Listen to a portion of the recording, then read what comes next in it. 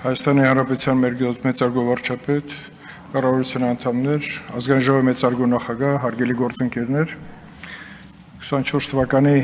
հաշվետվությունը Պաշտպանության և անվտանգության հանձնաժողովում ոչ միայն մանրակրկիտ լսվեց, բաց մասում ըստ էության ներքին գործերի նախարարությունը հնարավորություն ունեցավ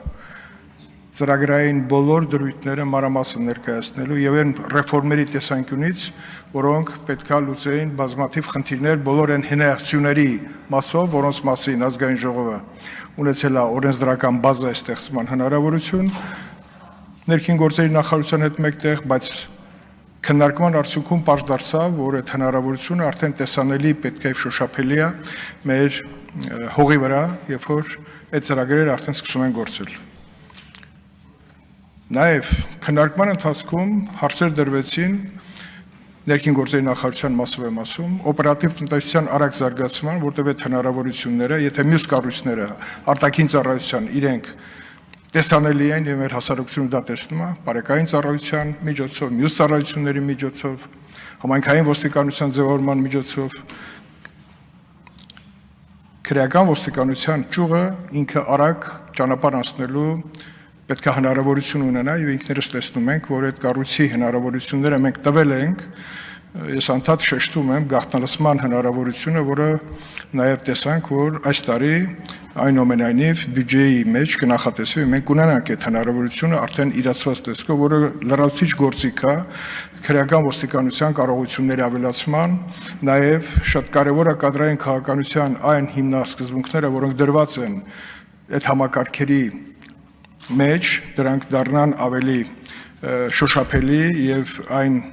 առաջընթացը, որ պետքա կադրային առաջընթացը պետքա ներկայացված լինի, դա համապատասխանի այն ցանկություններին, որը դրված է բարեփոխումների փիլիսոփայության հիմքում։ Գաղտնի մասում բնականաբար ես թվեր չեմ կարող ասել, բայց քննարկումները շատ տևական են եղել եւ այդ տևական ժամանակային առումով շատ բովանդակային լուրջ քննարկումներ են եղել, ասեմ, որ ոչ միայն մեր երկու հանձնաժողովները սկզբնական փուլում շատ ակտիվ էին, նաեւ մինչեւ վերջ ընդդիմությունն էլ մեր հետ միասին մանրակրկիտ ուսումնասիրեցին այն բոլոր ծրագրերը, որոնք դրված էին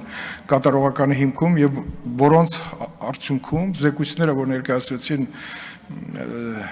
կառույցների ղեկավարները, վատառողջ էր պաշտպանության նախարարը, բայց